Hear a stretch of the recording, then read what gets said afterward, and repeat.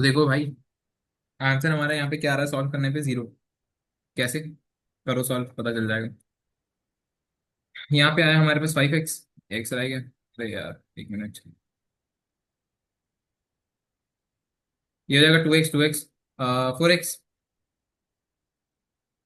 ये हो जाएगा 2x 4x, और ये हो जाएगा एक x, तो ये हो जाएगा 5x। सही है, बढ़िया।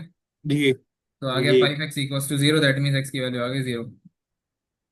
का मतलब है x की वैल्यू 0 है, तो इसका मतलब है कि यहाँ पे x की वैल्यू 0, ये वाली चीज शॉर्ट सर्किट, ये शॉर्ट सर्किट हो गया। ठीक है। तो इसका मतलब है कि इसके क्रॉस का जो पोटेंशियल है, अगर तुम यहाँ पे करंट निकालना चाहो, देखो अब मैं करंट को सॉर्ट करते हैं। तो अगर मुझे करंट निकालना है इसके अक्रॉस, तो क्या करेंगे? यहाँ पे पोटेंशियल 0 हो गया, मतलब यहाँ से कोई करंट जाने नहीं वाला, जो भी है इधर से इधर ही करंट जाएगा। इधर देखते हैं। तो ये 10 है, ये 0 है, दैट मीन्स कि करंट का डायरेक्शन यही होने वाला है, I1 जो मैंने लिया है, माना है। और इसके क्रॉस का जो पोटेंशियल है वो 10 है। ठीक है। इक्वल्स टू, ये क्या हो जाएगा यहाँ पे? यहाँ पे हो जाएगा 10 × I1। I1 की वैल्यू आ गई 1 एम्पियर। ये समझ आया? इधर आते हैं। जी। ये 0, ये 20। अब ये डायरेक्शन है। ठीक है, बढ़िया। तो इसका मतलब ये है कि, एक मिनट,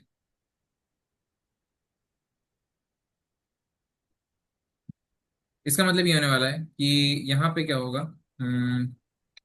ये 0 है, तो ये वाला करंट डायरेक्शन क्या होगी? हायर से lower potential, direction of the direction क्या होती है? हाईएस्ट से लोअर पोटेंशियल की तरफ होती है। तो डायरेक्शन क्या होने वाली है? अपोजिट, ये वाली डायरेक्शन होगी, लेकिन हमने ये मानी है, तो इसी को सॉल्व करते हैं, लेकिन माइनस आंसर आएगा हमारा। तो मैं इसको देखूँ अगर, तो ये जाएगा 10। और ये क्या गैप है हमारे पास? ये यहाँ पे 0 था, ये 20, तो 20 का गैप है, 20 का पोटेंशियल गैप है, इक्वल्स टू कितना है मेरे पास? I3 multiply by 20। सही है। तो 20 से 20 गया, कितना बचा? I3 इक्वल्स टू कितना आ गया? 1 एम्पियर, जो कि आना ही था भाई। 1 एम्पियर ही आना था। क्यों? क्योंकि डायरेक्शन ऑफ करंट ये है, 1 एम्पियर ये रहा। यहाँ पे भी 1 एम्पियर। मतलब क्या है कि बीच से जाएगा नहीं, जो भी है करंट यहाँ से निकलेगा। ये करंट ऐसे सर्किट में ऐसे घूमेगा, बीच में जाएगा ही नहीं। समझ आई? समझ आया सवाल? जी। बोलो। आओ एक और, जी। एक और हो जाए। अब क्या है? अब हम कौन सा देते हैं? अब कुछ बढ़िया देते हैं। रुको। हम्म, हम्म, हम्म, हम्म, हम्म, हम्म,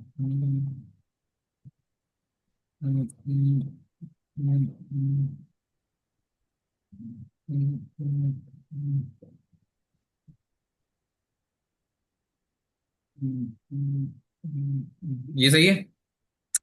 तो ये 10 वोल्ट, ये 30 वोल्ट, ये 60 वोल्ट। नहीं, हाँ 60 नहीं करते इसको। इसको ओपन करते हैं 40 वोल्ट। इसको ओपन करते हैं 60 वोल्ट। इसको ओपन करते हैं 20 वोल्ट। और यहाँ पे हम रख देते हैं रेजिस्टेंस की वैल्यू 10 ओम। 10 ओम, 10 ओम। ठीक है। देखो, कुछ नहीं करना, वही अपना सवाल वही है, सेम ही है। क्या करो? वही है, ये एक एक को 0 मानना पड़ेगा। ठीक है, लेट से मैंने ये वाला पॉइंट 0 मान लिया। ठीक है, तो ये हो जाएगा मेरा 20 वोल्ट। कोई प्रॉब्लम है इधर?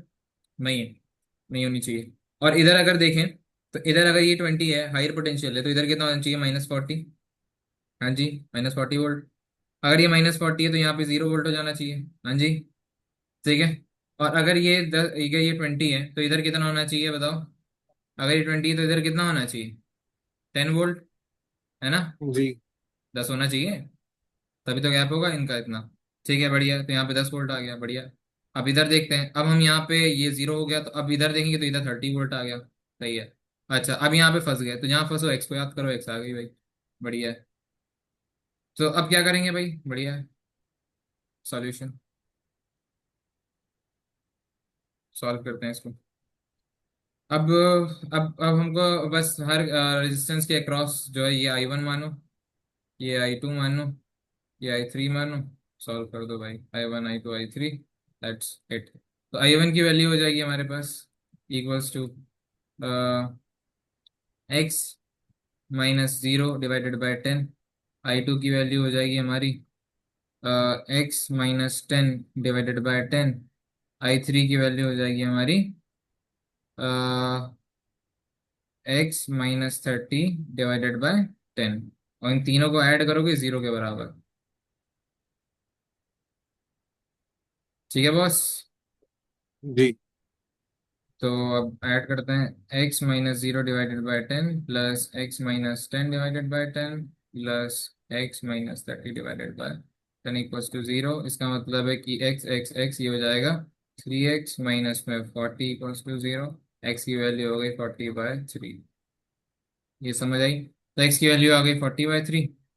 अब तुम्हें ये वाला मिल गया है, पोटेंशियल डिफरेंस मिल चुका है क्रॉस। यहाँ पे I1 की वैल्यू निकाल लो, x की वैल्यू पुट करो, I1 की वैल्यू आ जाएगी। तो x की वैल्यू है 40/3 / 10। सो 10 से 10 गया, आंसर आया 4/3 एम्पियर। I2 की वैल्यू चेक करो। ये हो जाएगा तुम्हारे पास 40/3 - 10 / 10। तो ये हो जाएगा तुम्हारे पास 10/3। ये हो गया तुम्हारा 30। 10/3 / 10। सो ये हो जाएगा 10 से 10 गया तो 1/3 एम्पियर। ठीक है, और I3 की वैल्यू आ जाएगी, हाँ, I3 की वैल्यू आ जाएगी 40/3 / 30 / 10 तो 3 3 90 मीन्स -50/3 /10 तो -5/3। इसका मतलब है कि ये मुझे डायरेक्शन खुद ही बता रहा है कि डायरेक्शन जो होने वाली है वो अपोजिट होगी I3 की। मतलब I3 की डायरेक्शन क्या होगी? I3 की डायरेक्शन ये होने वाली है, ये डायरेक्शन I3 की हो जाएगी। समझ आई? समझ में आया? जी। ओके। जी। ठीक है, तो ये हो गया। अब एक क्वेश्चन लास्ट और कर लेते हैं इसके ऊपर।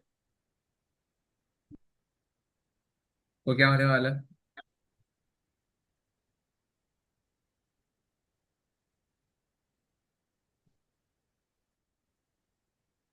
हम्म,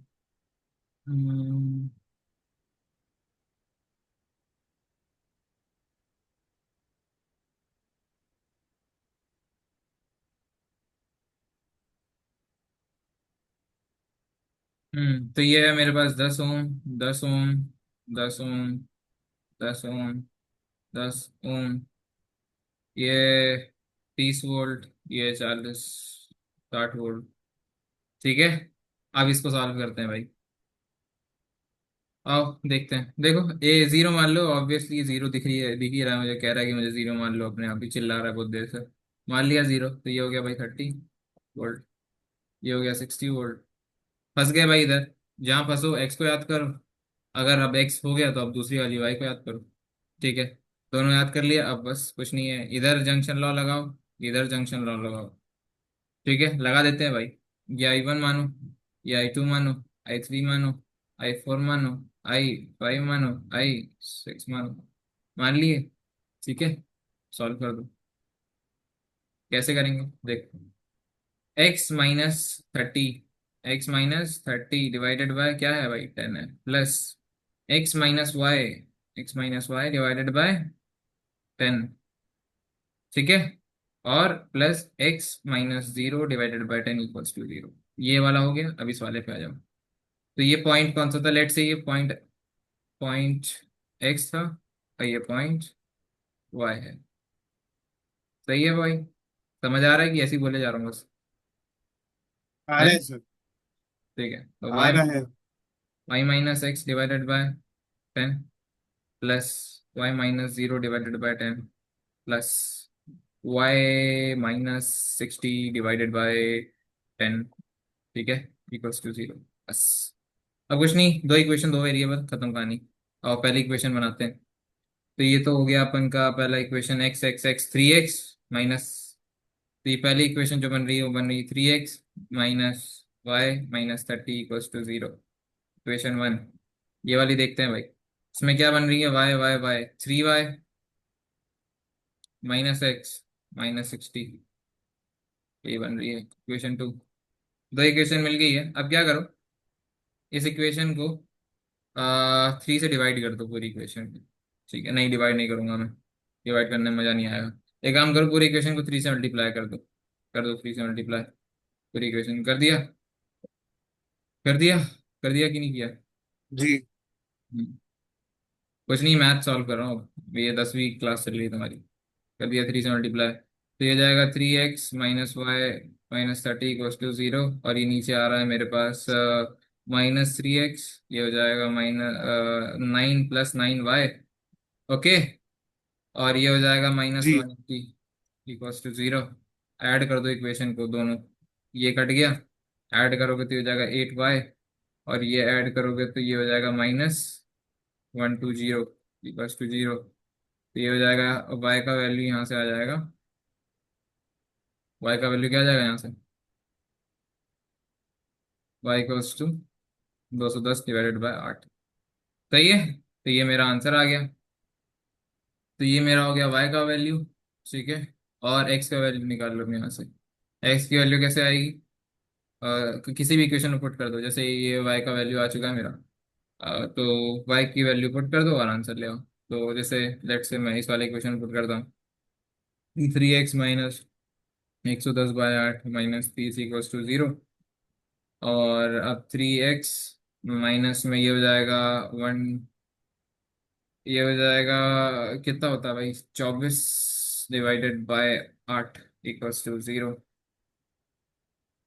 ठीक है, इसको और फर्दर सॉल्व करेंगे अगर, तो ये हो जाने वाला है 24x, और ये हो जाएगा माइनस में, दोनों ऐड करेंगे अगर हम, तो ये हो जा रहा है, ये ऐड ही हो रहा है मेरे ख्याल से, हाँ जी ऐड ही हो रहा है। तो ये हो रहा है 0, ये हो रहा है मेरे पास 5, और ये हो रहा है 4 = 0। तो ये हो जाएगा 24x = 450। तो x की वैल्यू आ गई 450 / 24। ठीक है, सो ये मेरा आंसर है। ठीक है, आंसर थोड़ा अजीब सा क्योंकि कैलकुलेशन मैंने ऐसा दिमाग लगा के सेट नहीं करी है। ठीक है, तो ये तुम्हारा सर्किट एनालिसिस खत्म नहीं हुआ है, चलेगा अभी ये थोड़ा और, लेकिन समझ आ रहा होगा धीरे धीरे कि हम करना क्या चाह रहे हैं, चाहते क्या हैं जिंदगी से। ठीक है, आया समझ कि नहीं? जी। ठीक है, तो आज के लिए इतना ही रखते हैं, बाकी नेक्स्ट क्लास में देखेंगे। ठीक है, ओके, चलो अल्लाह हाफिज।